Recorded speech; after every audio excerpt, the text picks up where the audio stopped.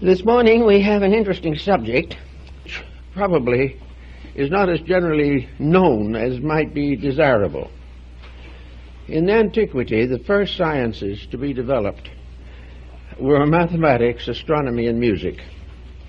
In various ways, in various degrees, in various modes, these ancient forms have been disseminated throughout the entire world. From the most primitive people to the most exalted, psalms, rhythms, and various artistic pursuits have developed and gradually risen to the degree of fine art and classical music. Mathematics was the beginning of it all. And the mathematical symbols, as developed by the Pythagoreans, probably derived from India, was the science of organization. It made possible a classification, an integration of all of the different forms of phenomena in nature. Mathematics enabled us to get the problem of time, to find locations, to add up various problems and formulas, indispensable to the advancement of science and equally indispensable to the advancement of economics. So mathematics was really a wonderful development. We do not know who actually originated it, or the first great mathematician, but we suspect it may have been developed either in India or ancient Egypt. In any event, mathematics was a science of exactitudes. It lifted things out of doubt and generality and resulted in a formation or a formularization of knowledge which has continued to support our various activities from a very remote time. Now, astronomy was not possible until mathematics came along. And mathematics took the universal system that we see around us and began the gradual organization of it. That is, it did nothing to change the system, but to organize our concept of the system. It began to reveal to us the really wonderful universe in which we lived. It's gradually revealed to us that things were not accidental, that there were laws and rules governing practically every procedure and function of the universe.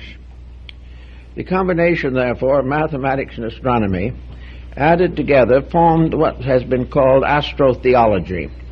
That is, religion based upon the supporting evidence of nature. In other words, it was possible to decide certain values, moral and otherwise, because of their symbolic place in the natural world around us. We began to realize, for instance, the very simple fact that there aren't many accidents in the functions of universal law.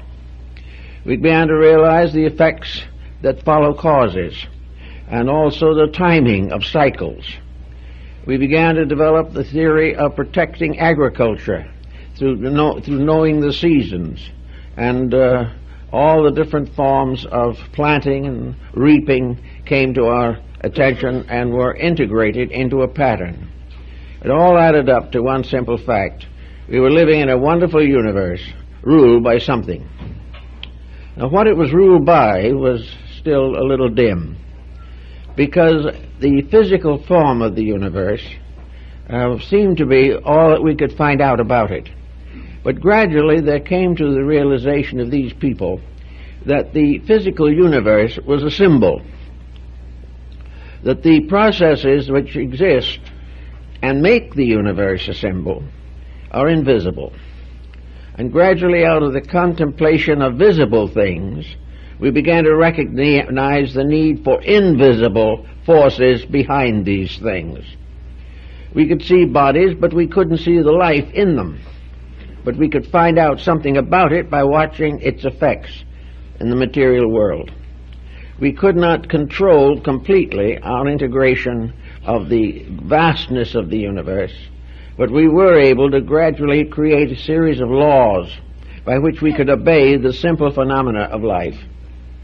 And out of this research, this thoughtfulness of primitive people, we have the moral code. The moral code is based firmly upon universal laws, laws that men never quite understood fully, but the results of which came to their attention every day. until finally they were forced to accept the causes because there was no other way of explaining the effects. So little by little, knowledge increased. And then there came quite an interesting division in this problem. Namely, knowledge considered on the one hand as beneficial, and knowledge on the other hand as dangerous. It became obvious that knowledge brought with it power. And it is also a fact that was known to very ancient people that power is temptation, and power can lead to most of the disasters which can occur to the human being.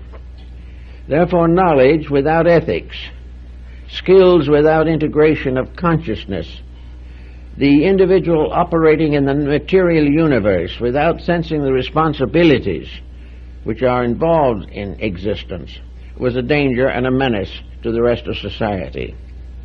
There was no way of once withdrawing knowledge that had been given.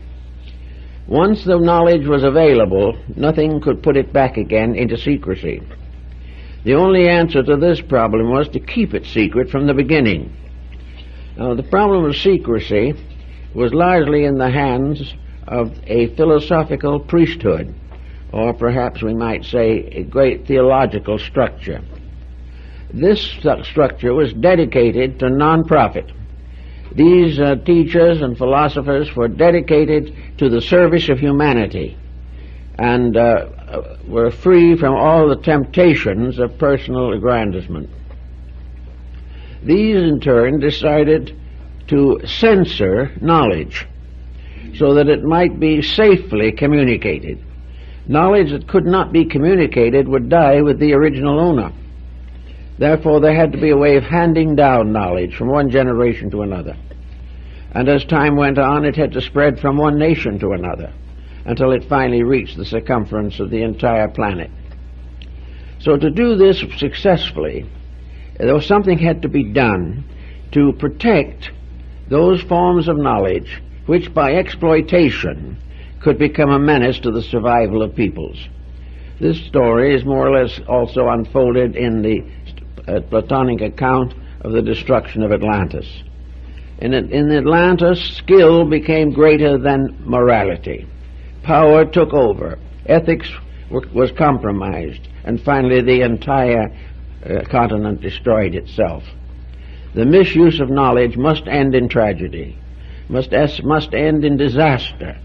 And if this disaster is not curbed in some way, it could topple over our civilization.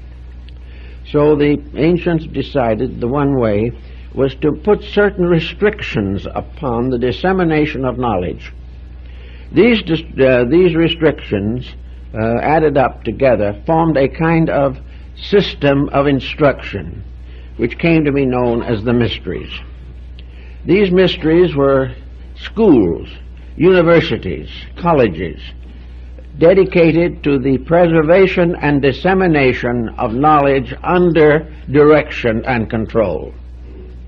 The individual who desired knowledge and recognized the need of it was placed under certain restrictions, must take obligations, must prove through long training and discipline worthiness to receive knowledge.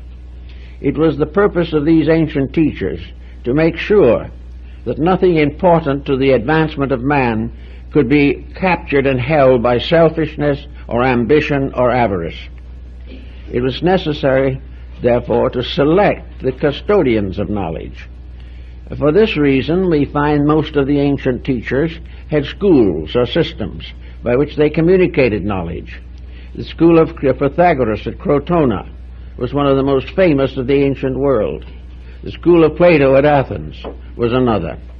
And in the far distances of Asia, we find the old gurus with their disciples studying the mysteries of life under leadership and under discipline.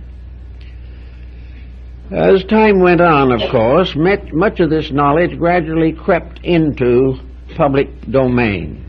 The old institutions faded away under the pressure of changing beliefs and policies. Ambitious individuals without knowledge or skill were able to gradually attract and gather around themselves armies and systems of followers, and these began to attack and destroy the great institutions of learning. In other words, the great protection was the wisdom of the few, and in order that the many could control, this wisdom had to be curtailed or stamped out in some way. The mystery system fell under considerable pressure, but it never entirely ceased. And even today there are evidences of the perpetuation of this system of rulership and protection. So now we go back again to the problem that we started with, and that is mathematics and astronomy. Astronomy has passed through a great many different levels of insights and interpretations. Astronomy was originally the science of the anatomy and physiology and function of the solar system. It had to do with every process in which the natural laws of existence went into obvious operation within the consciousness of that part of life which man could comprehend. So the problem was to gradually discover some way of transforming a skeletal system to become the basis of a great theological mystery. The result was astrotheology, which was probably the first organization of man's religious beliefs. This organization was firmly established in mathematics and astronomy. And the graces which assisted under the heading of music and art have always been part of classical religions. All of these religious systems, therefore, became gradually integrated around astronomy, mathematics, and music. Those who wish to enter the school of Pythagoras must first pass an examination in these three sciences, for to the ancients music was also a science. Any of the other teachers who came along or were in other parts of the world put similar restraints upon the communication of knowledge. They had to test the individual as to whether he was truly worthy, on the grounds that the more he knew, the more he could pervert knowledge.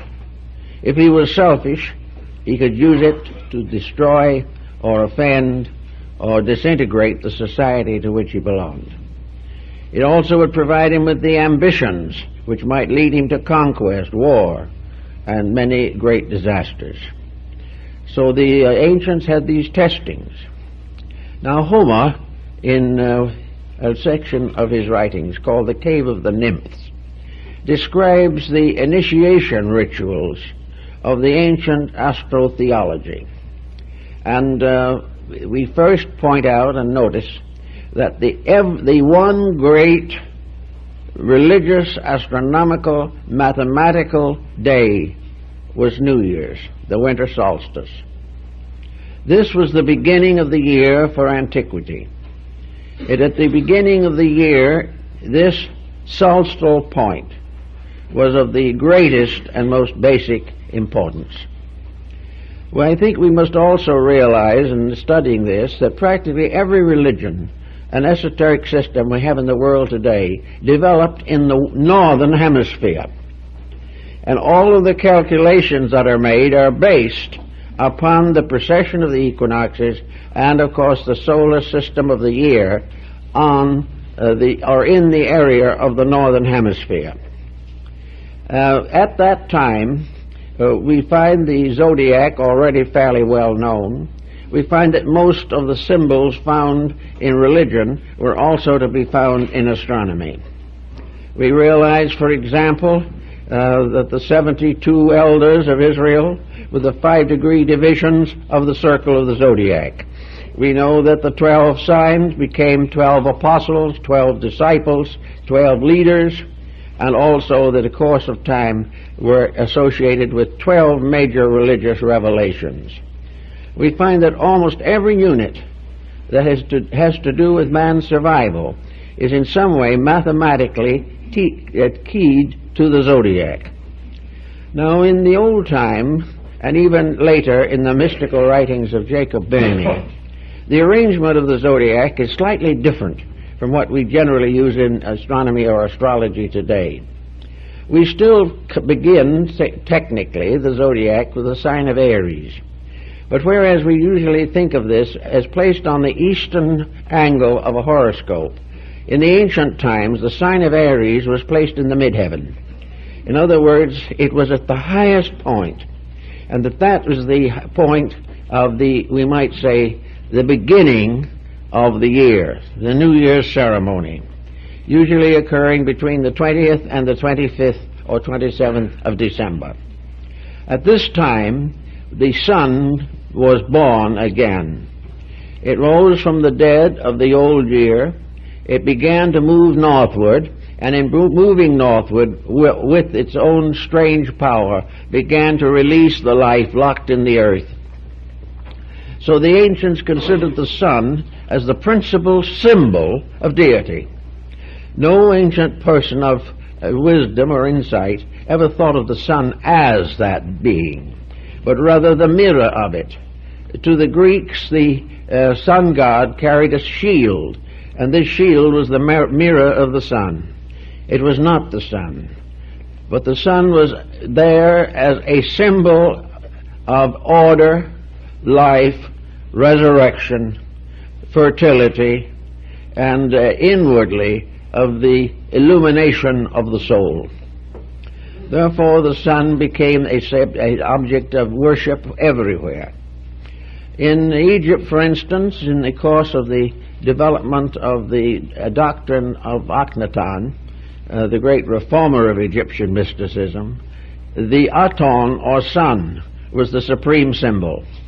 This symbol in the Egyptian was a ball of light surrounded by radiant rays, each of the rays ending in the symbol of the human hand.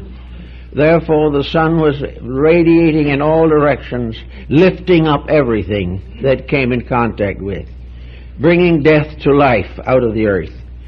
Now this seemed to be very interesting to most ancient people. It helped them to understand something about life which otherwise was too difficult for them. The sun also, whether we realize it or not, became a symbol of deity in early Christianity. It was definitely associated with the nimbus, the halo, and the radiance around the heads of saints. It was the symbol of spiritual light manifesting through the physical light of nature. The sun as a spiritual power brought enlightenment to the inner life, releasing the individual from ignorance, superstition, and fear. In the outer world, the sun was the generator of life and the regenerator of everything that man depended on for survival. Without the light of the sun, he could not live. Also, therefore, that part of the world where the sun was above the horizon was the good part, the life part. Night was the dark part. Night was darkness, mystery, and death. Day was light, brightness, and wisdom. So that the life of the individual was gradually divided into these two hemispheres, the hemisphere of light and the hemisphere of darkness.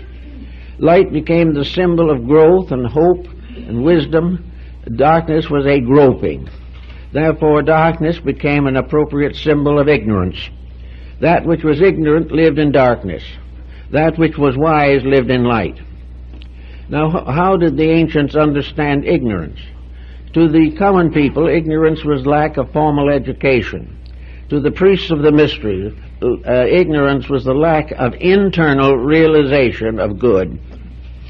Therefore, all of the changes that take place in the world, in the seasons and in the ages, in the great processional of the equinoxes, all these things had their equivalent within the person himself. He had his solstices and his equinoxes. He had all of the different planets of the system. He had all the different zones and spheres and degrees of the zodiac within his own constitution. And out of this came the great symbol of the grand man of the universe. This was very strongly emphasized in the Kabbalah and also in the early rites of the Rosicrucians and other mystical associations in Europe. So to find that the universe was the great man and that man was the little universe gave rise to the concept of the macrocosm and the microcosm, the large world and the small world. And these two were bound together by sympathies which could not be broken. These combinations went on forever, and every creature in its own way of life, in its own little cycles, long or short, had to go through the cycle of the great year in the universe around them. Now, as Homer points out in the Cave of the Nymphs, with Aries at the top point in this cycle, then the vernal equinox at that time was said to occur in Cancer, which was the next important point. Then the summer solstice took place in Libra, and the autumnal equinox in Capricorn. Now this made the universe into a kind of temple, and it resulted in what are now known as circumambulations. In nearly all religions, including Christianity, there are certain rites of walking around an altar, or in the area around a building, or on a kind of balcony around a sacred center. And the place of circumambulation is still retained in practically all European cathedrals. But this circumambulation was really the story of the sun walking around the zodiac, going from one degree to another and bringing in each case certain basic and fundamental changes. Now in this particular phase of the matter, we find the solar mystery very much adapted to other forms of thought. In every case, practically, the supreme deity was a light deity, a deity of life, light, beauty, and truth. The opposite of this were the so-called evil spirits that lived in darkness. In India, the light spirits are called Suras, and the dark spirits are called Asuras. And light and darkness were always locked in a conflict as to which should dominate, whether light or darkness would control or rule the conduct of the individual. And of course this conflict went right into the individual himself, the light and dark parts of his own nature. The light parts were his hopes and aspirations, the dark parts were his selfishness, his aggressions, and all the negative attitudes which he permitted to flourish within himself. It was assumed that every evil thing was dark, the reason being that in darkness the evil has to represent ignorance. Nothing that is wise is dark. This has nothing to do with the appearance or physical structure of the individual, but has to do with the inner construction of his life. Wherever light rules that person, he is light. Where darkness is allowed to go uncorrected and no effort is made to improve oneself, then the darkness is there. And darkness is selfishness, it is self-centeredness, it is corruption, and it is all of the evils which have afflicted man since the beginning of his existence. So the light and dark situation now portends. And we know that every year at the winter solstice the sun god is born. In the temples that were built in Greece, Egypt, India, China, and many other places, the symbolism of the solar system was built into the architecture, so that it was there in every case. The Temple of Solomon, the mysterious temples of India and China were all, like the Cathedral of Christianity, solar symbols. And in these solar symbols, as in the Greek mysteries, the human being himself now plays the role of the sun. In other words, the year of the sun becomes the symbol of the life of the individual. The individual, so to say, psychologically at least, is born at the winter solstice. He comes into his growth or embodiment at the vernal equinox. He attains the maximum at the parting of the ways at Libra, and he goes on into age until he reaches Capricorn. And these are 9 spokes of a wheel, and the so-called broken wheel in religious symbolism is the wheel with 9 spokes and 3 broken ones. In man, the generational structure is that the prenatal epoch consists of 9 solar months. Therefore, man is born of the broken wheel.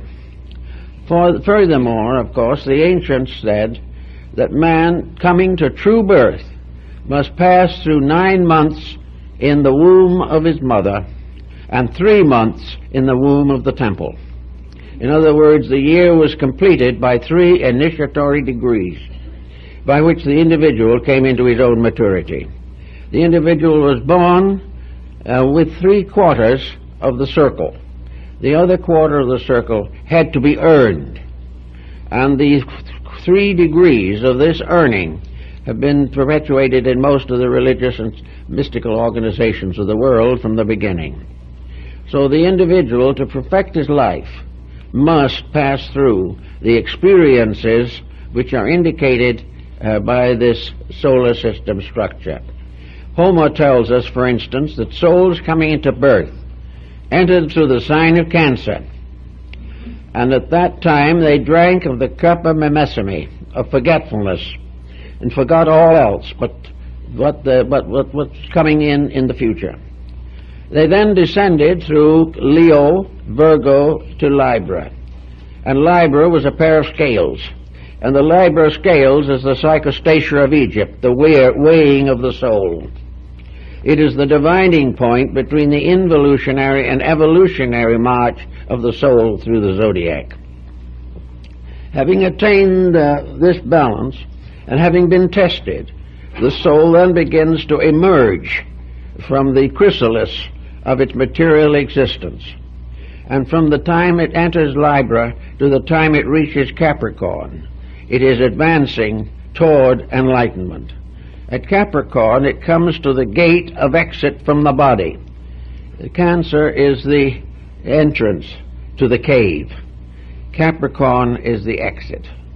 And therefore the cave is embodiment, incarnation, and establishment in the material universe. In Capricorn, the individual comes to the end of material existence. Therefore, we almost always represent the sign of Capricorn as an old man with a scythe walking with a tiny child that has just been born. This symbolism is derived directly from the ancient mysteries and the rites that were a part of it in very remote times. Therefore, that Capricorn, the individual, theoretically departs from this life, or under the mysteries of initiation, departs from materiality. The signs from Cancer around to Capricorn represent materiality. Here the individual has to pass through all of the labors of Hercules, who performs 12 labors, or Sindar the sailor, who makes 12 journeys, or wherever the 12 comes into the pattern. We are dealing with the zodiac. Then when it comes to Capricorn, the individual regains his lost memory and emerges from the cave into the clear atmosphere above. Now, when you look at the zodiac in this way and you place Aries at the top, then you realize that Aquarius and Pisces are between Capricorn and the reunion with deity. These represent, and found in the old symbolism, the experiences of the consciousness in the development of its extrasensory perceptions. Aquarius becomes the symbol of the great innovation of true knowledge, the great dedication. And in astrology, it is the house of the friendship. In the mysteries, it was the symbol of universal citizenship, in which the individual now becomes a part of the universal mystery. And Pisces is the symbol of illumination, or the esoteric fulfillment of the journey. And thus it goes completely around the wheel. The first 2 signs, after Aries, Taurus and Gemini, are not involved in embodiment, but they are involved in the superphysical aspect of the universe. Because the 5 signs, Aquarius, Pisces, Aries, Taurus, Gemini, belong to the invisible world of causes, from which the soul descends into embodiment. and from the time it enters embodiment to the time when it casts off the body, it remains obscured. It remains concealed from its own identity. It must struggle in darkness. Now, in the mystery system, this is a point of great importance, because from the time the entity enters through the gate of Cancer, of birth, to the time when it exits again through Capricorn, it is in a world which is strange to it. It is in a world in which it is being tested for its own immortality. Not that the immortality is threatened, but because until the soul has made this journey, it cannot be safely entrusted with the great truths of life. This is the place or the sphere of learning. And the learning must be gradually based upon one factor only, internal integrities. In the lower hemisphere of darkness or of ignorance, there is no great light available. Almost all of us recognize now the failure of materialism. Well, the lower half of the great circle is the sphere of materialism.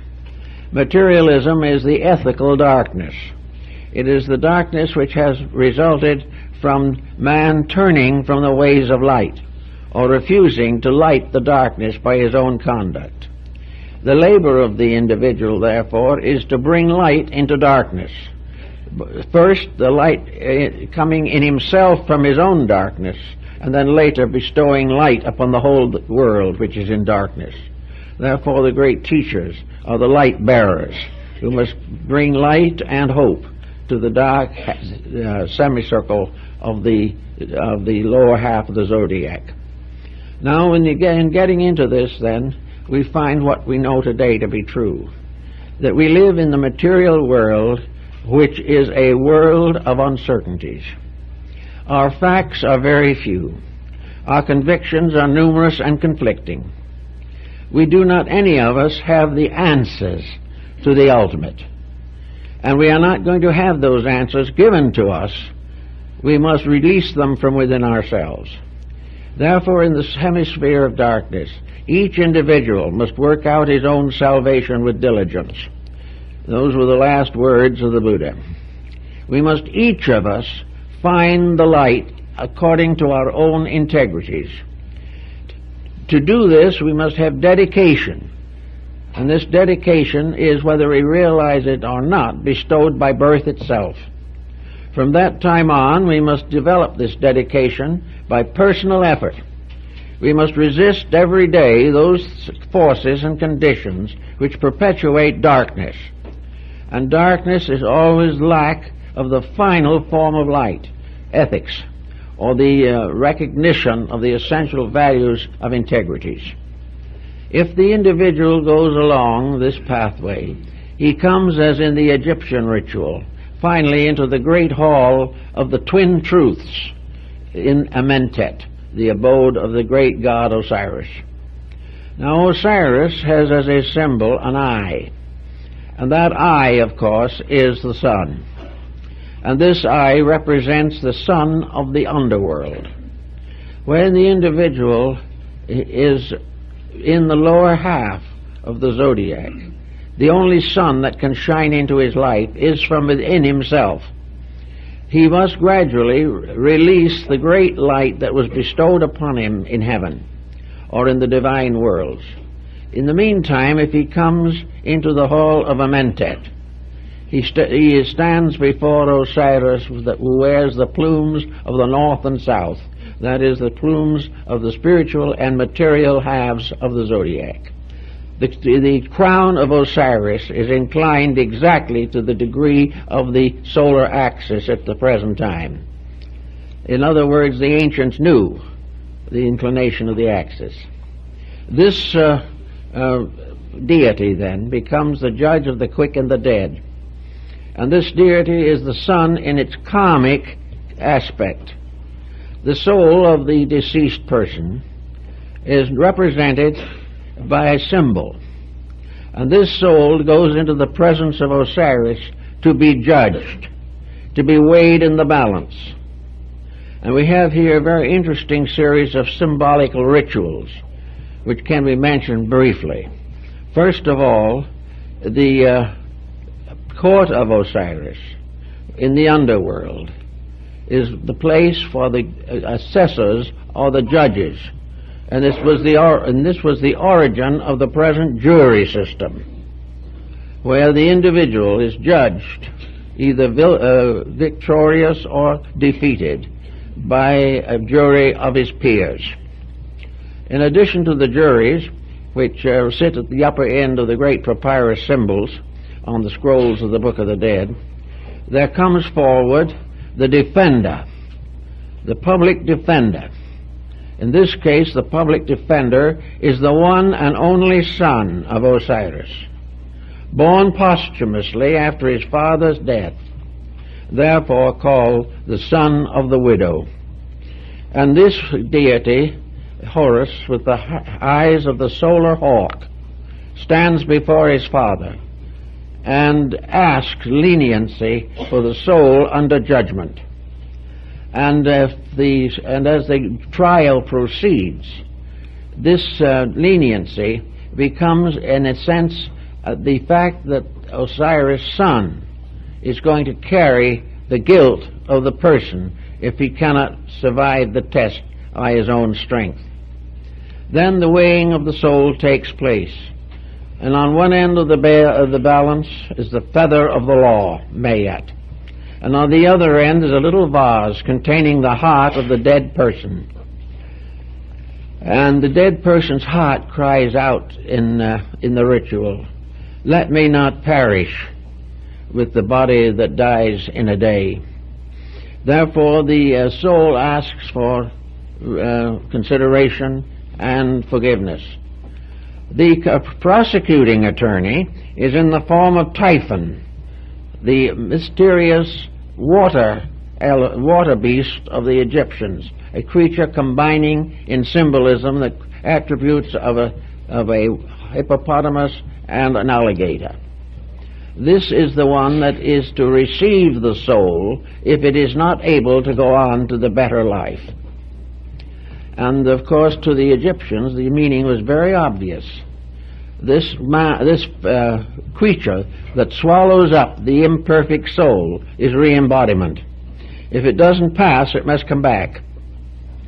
In the meantime, the balance is made, and Horus, the son, pleads with his father, interceding for the soul of the person who is passed on. And then because Horus is the only begotten son of his father is lenient to the world through his son and forgives the soul and permits it to go in peace. It's a very interesting ritual and has been found in one form or another throughout the whole world. Now, as the scene continues, we know that Libra is the sign of the balance. We know that it is the place where the path breaks between going forward and failing to go forward. In every case, there comes the time when the journey downward into sorrow and fear comes to an end because the soul has achieved a victory over its own weaknesses. It is then weighed in the balance. And if the balance balances, it then goes on into the upper cycles. And this is the reason for the sign of Libra, the scales, being exactly opposite the sign of Aries, which is the symbol of the great winter power. This symbolism then goes on, and we find that the human being is the solar symbol.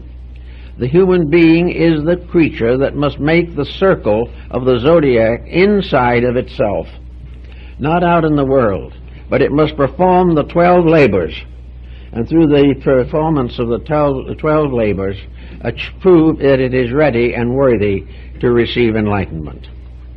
So we followed then the time when the sun moves northward. The sun moves northward beginning at the winter solstice. And here it is, for the first time, starting out on a new journey. Now, the Egyptians and the Greeks and the Hindus all knew that the sun wasn't actually born at the winter solstice. It was, in a sense, reborn annually. It had to come back each year to the beginning of a new cycle of existence and experience. Therefore, an embodiment was a new cycle, but not a true beginning from antiquity. So from the beginning, the soul moves gradually northward to produce at the vernal equinox the mystery of spring. And the mystery of spring was also very heavily believed by practically all peoples of antiquity. It was the symbol of the coming of the new fertility. That which was conceived in Aries is born into material life in Cancer. And of course the sign of Cancer is always the vernal equinox, and this occurs whenever the time is necessary and right. This is when the soul enters into embodiment. Now the vernal equinox follows, now this is with Aries in the midheaven, not with Aries on the eastern horizon. The time of Easter is therefore the great symbol of the resurrection of the dying God. The ancient light promise is fulfilled, for it was believed in the ancients that the coming of the vernal equinox was the proof of the pact between God and man. That at this time, if this equinox occurred, it was because the whole world had a new lease on life, a new opportunity to perfect itself, a new chance to be truly wise and good. And if the world didn't end in a terrible conflagration at the vernal equinox, then man's hopes were fulfilled. He was to be given another opportunity to perfect and unfold his own nature. So the vernal equinox was the time of promise. It was the time of resurrection. It was the time when the earth was broken and the little seeds came out. It was the time where the old mystics in Europe celebrated the feast of the mustard seed, the little seed that was very small, the heart, which was from some time to be a great tree that would shade the universe. Celebrated the feast of the mustard seed, the little seed that was very small, the heart, which was from some time to be a great tree that would shade the universe. So the beginning of the new opportunity for regeneration was the resurrection of the sun god at the vernal equinox. Now this was carried over into theology and brought into contact with many different legends and myths in all parts of the world. But in every one of these different systems, the actual sense of the matter was that the human being in his own growth passes from conception to birth, and in passing from conception to birth fulfills the first part of his journey. He then is born, and the birth, the physical birth, is the beginning of the journey through the chambers of initiation. It is at that point that the entity begins to unfold the potential. Here the small twig of acacia is revealed. It is shown that the life is there, that in the winter it appeared to die, but it was not dead, it sleepeth, and it comes forth again. And in the life of every individual, when sorrow, misery, destruction, evil things plague the life, make it seem very difficult, by quiet contemplation of realities, we all discover that there is in us the germ of an immortality that cannot perish. But that when we really desire and start a conscious journey towards truth, at that moment the little seed within ourselves begins to build the inner life for us. The seed becomes the tree of the soul, as it was called by Bhemi. So we can start out on all the problems and processes of life, and we are not shown what to do or told exactly. We have the experience of our ancestors. We have three great directives to help us. One of these directives is observation, to see what is happening in the world. Another directive is experimentation, to try a thing and see if it works. The third one is tradition, the gift we receive as a legacy from our ancestors, who have passed through all kinds of experiences and problems. If we are able to use these three instruments, they will guide us, or guide the sun, from the vernal equinox to the summer solstice. It will then bring into play all of the labors of life, for it is from the time of the planting to the time of the harvest that the individual must guard his properties, must sacrifice his time and energy to protect the crop which he has planted. The farmer, therefore, is most busy in those months in which it is necessary for him to prepare for the harvest that is to come. Therefore, in life, young people must prepare for the harvest of the years. Those starting out must build for the future. And in each instance, the great supreme power to achieve that which is most necessary or most desired lies in the dedication of the individual to the principles of his religion. Actually, therefore, the ancients didn't have religions just the way we have them. They didn't have so much formalization. Most religions of antiquity were religions of joy.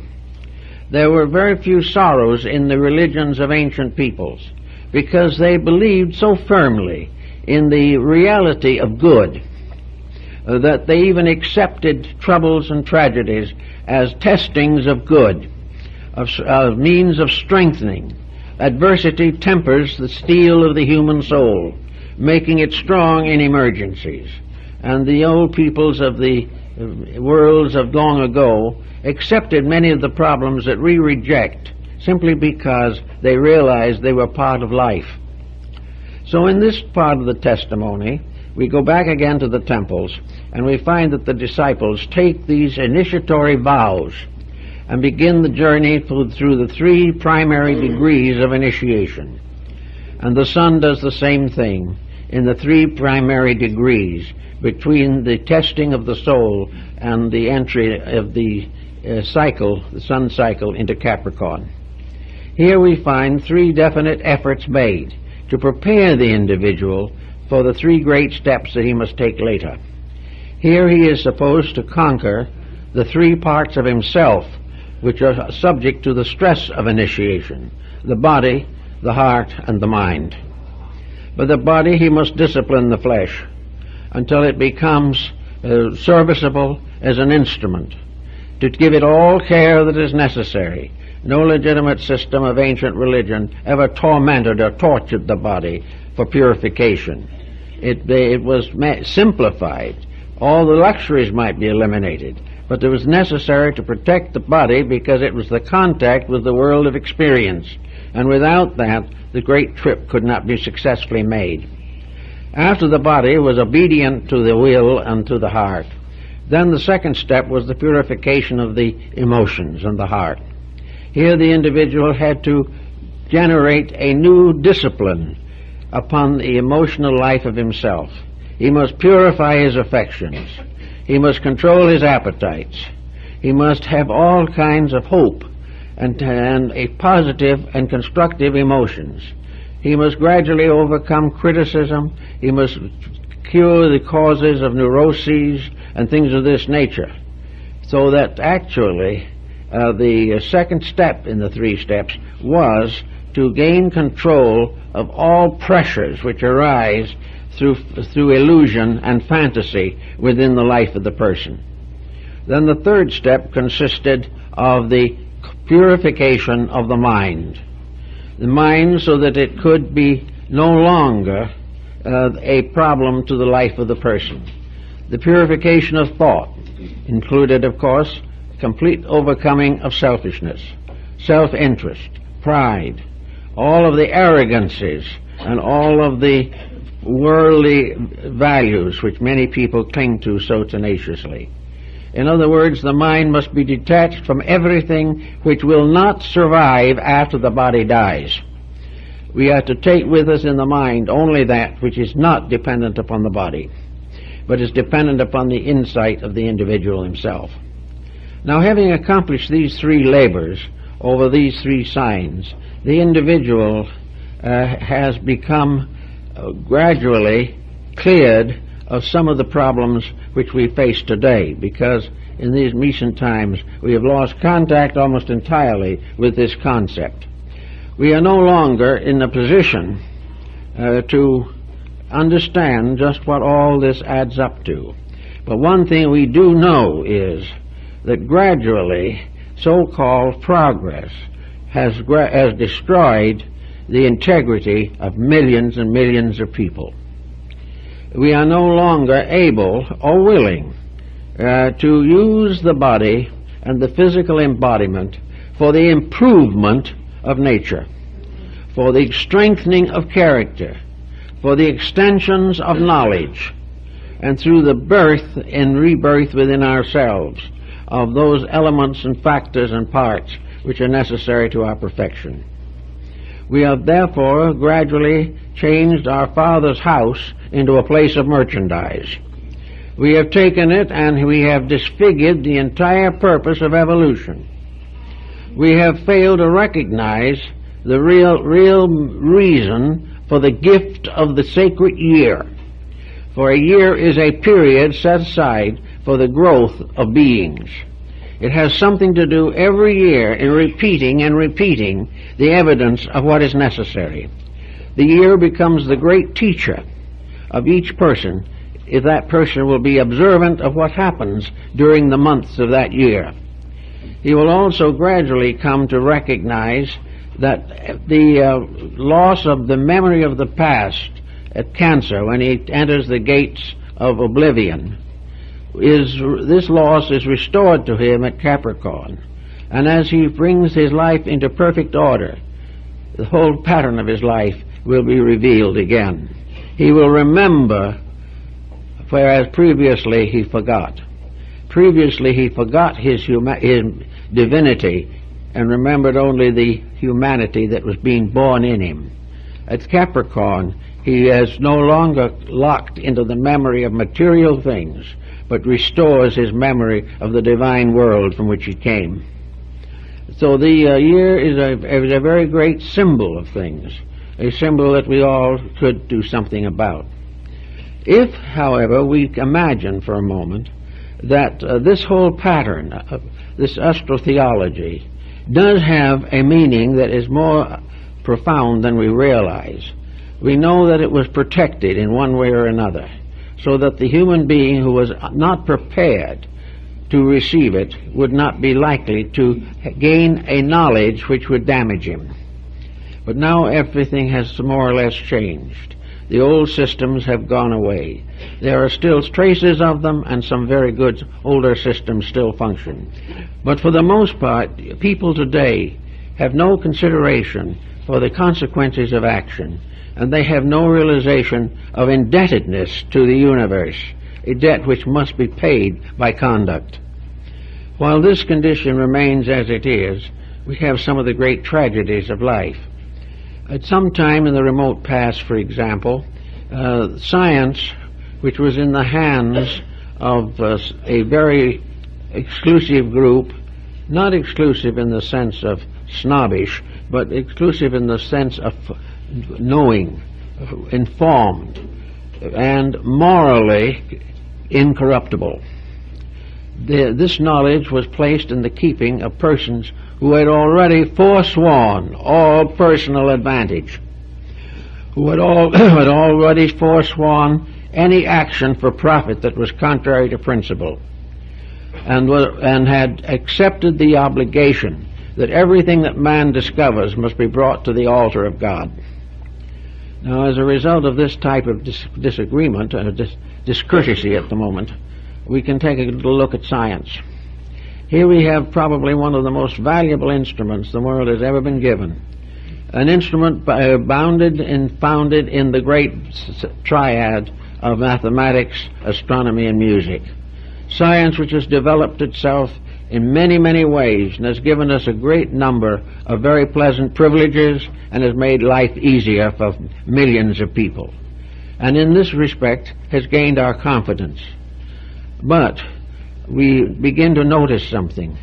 We notice that the scientist has not taken the obligations that were given in the ancient mysteries. He has not forsworn fame. He has not declared that he will invent only that which will serve good. He does not permit his secrets to be carried out if he is properly informed, if they will bring damage or injury to any other living thing. So what is happening? We have a scientific world which has given us much to be grateful for, but might sometime give us that which will extinguish all the good that science has ever given. This is the type of thing that was of great concern to the ancients, that they will prevent the abuse of the greater knowledge that gradually comes to the human being. This greater knowledge was therefore protected by the rites of initiation, the basic rites of 3 degrees, by means of which it was possible for the person, representing again the embodiment of the Son, to become morally responsible.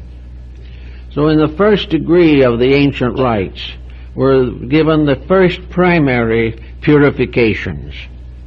Purification in the mystery system was only symbolized by baptism, because the real purification was not given by water. It was given by the divine power of deity itself. But in this first step, the mind, the heart, and the body were cleansed of selfishness and self-interest.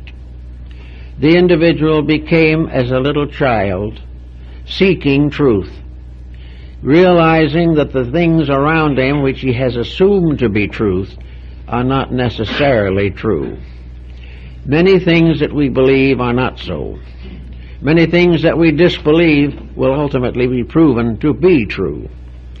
And in this mystery of uncertainties, it is very much to our advantage to place certain disciplines upon our own attitudes. We may not know yet why we should do it, or how we should make these applications, but that something has to happen inside the individual before it is safe to bestow upon him the wisdom of his race is more or less obvious. There is a great body of wisdom, and there is a great race of people who have found it, built it, created systems for the perpetuation of it, but have never applied it to their own lives. They have never done those things in themselves which can make them safe custodians of the future. In the ancient mystery rites, the Pythagoreans, for example, the master told the disciples very definitely that every disciple who went forth to teach in his turn must do everything possible to find a successor. This successor must be a person whom he has instructed, or has found to be adequately instructed. And only to the person who already has earned the right can the master bestow the mantle of his leadership. And if by any chance he passes out of this life without finding a disciple that is worthy, that is itself part of the necessary lesson. Therefore, to pass on any knowledge in which there is a power to injure, until a person has proven that he is no longer capable of injuring, anything else is dangerous. And it was this kind of ethics of building knowledge into a qualified group that we have known in ancient rites. Now, some people hold these ancient rites to be snobbish, selfish, and that these leaders have intentionally concealed truth because they wanted to govern other people or wanted to be masters over slaves. History has no strength for that support at all. There is no effort to recognize, or no opportunity to prove, or no way of proving that those who truly possess great knowledge were the ones who were the cause of trouble. The ones who are the cause of trouble are those who want to resist knowledge and gain authority by allowing people to be less than they should be. Therefore, that which wishes to be popular, first of all, makes a virtue out of things that are not true. and as a result of that, everyone is worse off. Now, in the initiation rites as they were given, the first degree is that of purification. The second degree is that of service. The first degree, the individual tries to clean the inside of his own cup. The second degree, he is dedicated to the service of some need or some person in his environment or for whom he has responsibility. A servant, in this sense of the word, may go out and become a leader of peoples in the right direction, may become a clergyman or a priest, or also an instructor, a teacher, a guide to other people. Or, in the same spirit and in the same light, he may serve only in his own house. He may serve his family. He may serve relatives who are ill. He will guard and protect his children. He will sacrifice his own profit and his own pleasure to the security of his family. He will be unselfish in his use of possessions, gentle and kindly and forbearing in his dealings with those around him. This is the simple sign. One individual may go out and rule a country. The other may stay home and rule himself and his family justly, lovingly, and wisely. Both are fulfilling the same requirement. Both are therefore servants of principles greater than those of ordinary commitments. After that comes the third step, in which the veil of the temple is opened to allow the professed person to begin to gain the full meaning of what he has gone through. In the third step, the individual receives that amount of instruction that is necessary for him at the moment given.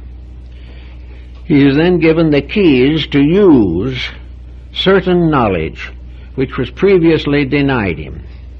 Now, in the idea that this knowledge comes simply from another person is not quite true either. The actual fact is that if the person is purified in his inner life, dedicated to the needs of others, the next thing that he needs will be revealed to him by his own conduct. He will discover that which he needs next because he needs it. But if he is not ready for it, he seeks for it in vain. And the idea that he can find something he doesn't deserve is not supported in the old systems. It is that he must deserve before the truth can be given to him. And if he gains what appears to be truth without deserving it, it will ultimately end in deceit and destruction. So those were the three steps that the average person has to follow, just as the sun has to follow. It goes from its birth to its point of greatest restoring and resurrecting power. It passes from there to the time when it goes to harvest, and then it goes into the silence of winter. Now, what is the silence of winter in relationship to this mystery cycle? Is it really an evil thing? No, not according to the old rites, it isn't. Winter might be considered is the great Sabbath. It is the time of rest. It is the time in which all things which have passed through experience are rewarded by rest and repose. Winter is the time of peacefulness within. It is the time where the individual no longer has to labor, but has to rest for a time before he goes forth on another cycle. In other words, in the terms of the men and women of the desert, the winter is the caravanserai, the place of rest and repose, where the individual who has completed the cycle of life has an opportunity to prepare for further life. Well, the ancients held that under that heading also came what was termed digestion. This is an alchemical term that is very interesting and has great significance for us. Digestion means that having passed through a series of experiences, it is necessary for the individual to summarize what he has accomplished. It is necessary to transform an experience into an awakening of inner value. The individual has had a life with many problems. He has had many different decisions to make. And in the Pythagorean discipline of retrospection, he goes back over the years of his life to find out what he has really learned, to know what mistakes he has made, and also how he corrected those that he discovered. He finds out how the weaknesses of his own character are still holding him back. He discovers where little germs of self-centeredness have prevented certain magnificent facts from being manifested fully to him. In retrospection in the Pythagorean school was usually given at night or just before bed, sleep. And that in the great solar cycle, this retrospection is part of the cycle of winter. This cycle of winter is a very interesting phenomenon because we know very little about it, except everything seems to go to rest or go to sleep. And there are few things, however, like the evergreen, which was among ancient peoples always the symbol of immortality, and therefore the Christmas tree, that in this phase of the situation, the soul comes to a temporary condition of after-death awareness. It is not judged by something else, it is judged by itself. There is a recapitulation, as is also referred to in some cases where it is said the person's in desperate condition in this world, in drowning or something of this nature, see their whole life go before them again in reverse order. This is to a great degree the same principle involved, except in the after-death state there is no judgment, there is no punishment except what the individual bestows upon himself in the reviewing of his own conduct. He is not whipped by some evil spirit. He is not damned by an avenging deity. He is simply detached from body to contemplate what he has learned while embodied, which will help him to be unembodied forever. This is the situation more or less as it stands. The individual must finally become his own judge and jury. And this is possible because of the deity that abides within himself.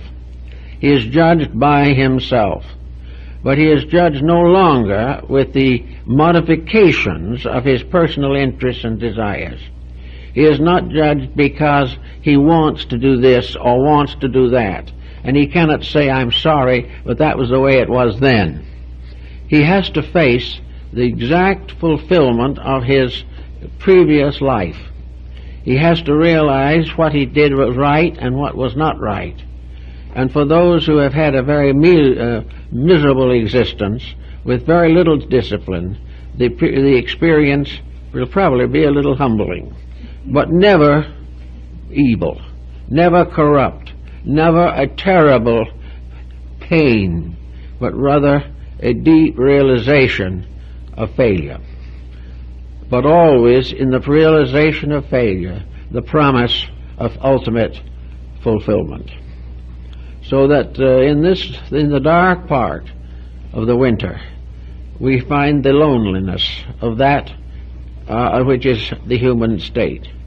Every human being is in a sense alone and will always be lonely until it can be restored to the eternity which is its proper nature. So that in the winter the individual becomes a little bit aware of the necessity of fulfilling his own winter. And lots of elderly people look back upon a very constructive and useful life. They're pretty well satisfied that they've done it as good as they could do it. And when they're unbodied, then they will also have a clearer vision of what it all meant. Very often the individual can only say, well, I did sacrifice myself because I felt it was necessary. But this isn't the real message. The real message is found only when the inner life itself, freed from body, estimates the values and merits of its own accomplishments. And very often these accomplishments are better than we think. And very often these accomplishments cause the simple person to be given precedence by his own conduct over those who seem to be much more advanced than himself. After this experience of winter, comes again the problem of a new spring of life. And in this experience, the soul goes to sleep again. And after going through this particular experience, the soul begins to fade. It goes into a kind of a deep rest, a repose. And you will find that in studying various books dealing with these subjects, there is really very seldom any description or any discussion of the interval between embodiments. We have long assumed, of course, that this interval was filled with compensations and punishments and so forth. But let's realize for once and for all that all of these things are internal. That the individual in the interval does have a communion with themselves. They are not surrounded by fork-tailed demons. They are not punished forever. They are not lost. They are not lost souls. They're people who are trying to explain to themselves the mistakes they made last time and making resolutions not to make them again. In other words, it is a quiet self-contemplation. Now, if a person has committed some very serious fault or some very evil deed, then in this clear atmosphere of realization, this sudden experience of a larger existence than the person ever realized in the material world, there can be some serious repentance. There can be a realization of the great mistake that was made, and also perhaps a dedication of some kind to remedy that mistake in any way possible. In other words, the individual is born into this life, again through the gate of cancer, not just simply as a brand new little infant, but as a person or a being that has learned something by an after-death cycle, and that this learning must be incorporated into the new embodiment. This learning must become part of what is brought forward into the new incarnation. And it is the nature of things that each incarnation should be a little improvement over the one that came before. So we have the interval bringing the person back with a personality, with an integration of their own. Each of individual is the sum of his own mistakes and also the sum of his own accomplishments. He comes back midstream in a great cycle of unfoldment. He comes forward with various degrees of achievement. And very often the more advanced his degrees of achievement, the more simple his life will be here. Wise people do not wish to burden themselves with those excesses which contribute to temptation and misery. Therefore, those who have a deep understanding will probably live a simple life. But they will also have certain experiences which they will confront again. If necessary, they will be placed in a difficult family situation which they must solve because they didn't solve it before. Another one may find heavy emphasis upon honesty because he has not corrected his dishonesty in a previous life. Appetites also have very strong karmic consequences, and moral delinquencies are punished seriously. The individual must gradually realize that these punishments are in himself, that he wanted them, he needed them, he had to have them, but the moment he is embodied, he doesn't want them. So it is only between incarnations that he really gets a good look at himself. That is the time when the facts of life are most evident and normally available to him. And all these facts that apply to him are within the pattern of his own existence. He is not responsible to the patterns of other people. He is not responsible for anything except his own relationship with truth, and relationship which he is gradually building. As he goes further and further in this structural development, he will find out finally what his purpose is. And he will probably discover what the Egyptians decided it was, namely that in due time this person will be in fact the very thing which is now his miniature existence. He will become a sun. He will become a great center of light. He will be a center of light in his family sometime. He will be a center of light in his country. He will be a center of light in the world and become one of the great teachers of mankind. And then he will go on beyond this. He will go on into the consciousness of planets and suns and space. He will be growing forever until in each of us the entire universal purpose is fulfilled. Therefore, the daily journey and the time it takes is a very inconsiderable thing. We will find as we go along that the journey that we are really making goes on for hundreds of lives. It goes on, but never twice the same. We never pay for something we didn't do. We never fail to get the reward of what we have done well. But these rewards are in terms of soul growth, not in terms of material circumstances. And as the individual goes further and further into the mystery of the soul world, or the world of soul, he will find that his citizenship there is far more important than his success or failures in this life. But we are all getting a little better. We are all growing. Sometimes a bad mistake is one of the most powerful forces for growth, because it suddenly brings us face to face with ourselves. We find that things like alcoholism, narcotics addictions, and things of this nature become a great burden upon the soul.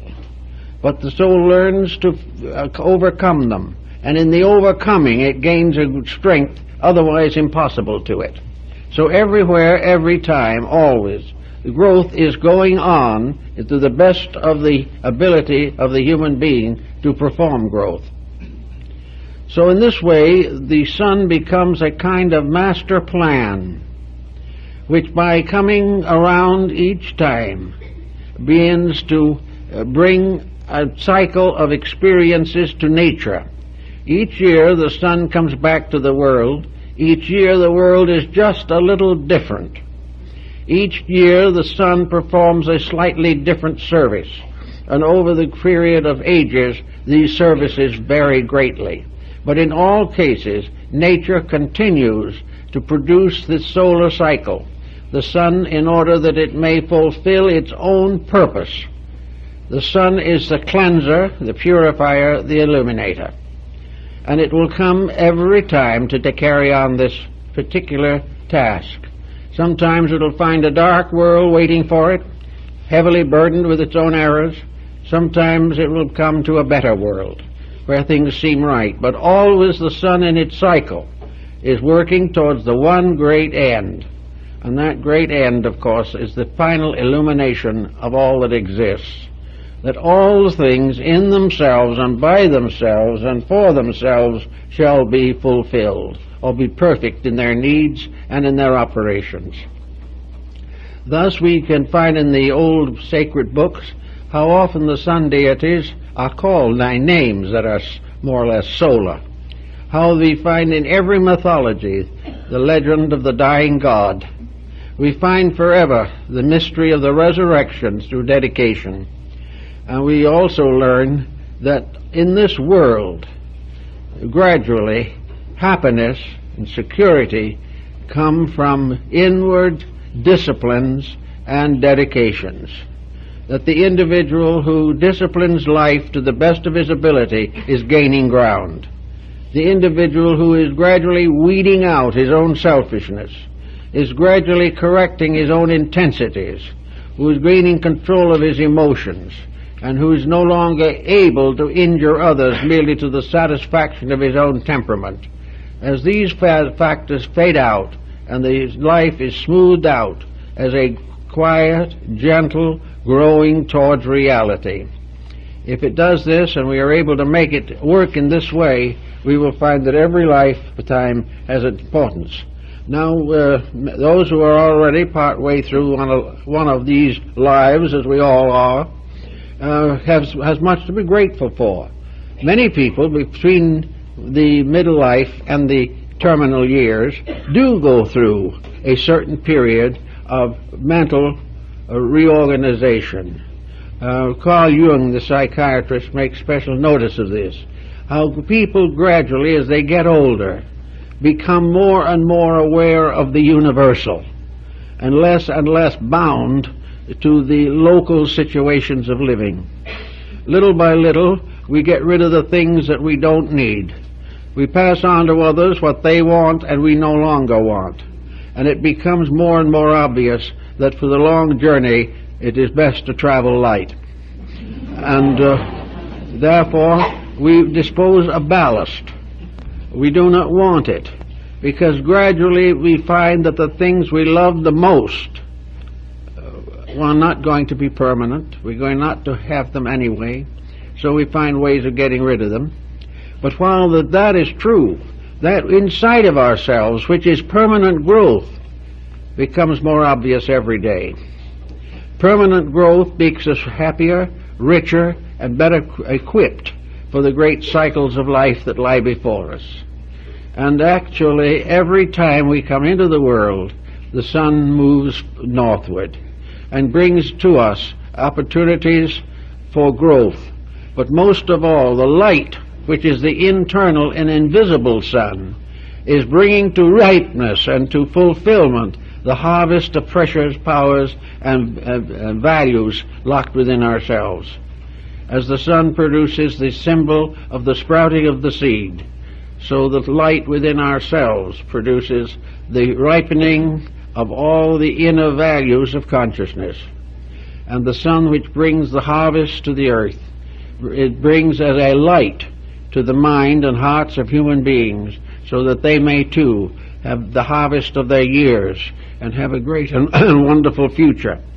It all works out, and I think the vision of it, as it was sensed and held and believed by the ancients, is kind of worthwhile to give a little thought to at this season of the year. Thank you very much.